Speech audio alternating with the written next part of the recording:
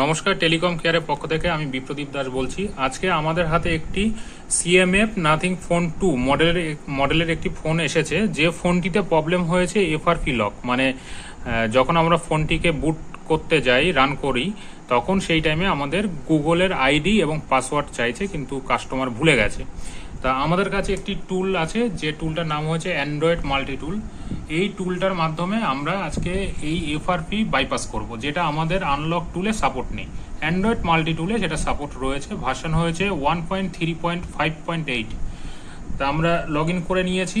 এখন আমরা USB cable লাগানোর আগে আমাদের এখানে প্রথমত মডেল সিলেক্ট করে নিতে হবে, না সরি কোম্পানি সিলেক্ট করে নিতে হবে। তা আমরা এখানে কোম্পানি সিলেক্ট করে নিলাম, নাথিং।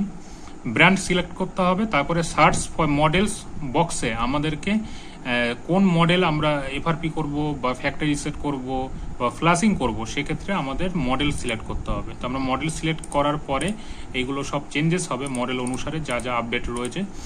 তা সিএমএ ফোন 2 প্রো, প্রো তো হ্যাঁ।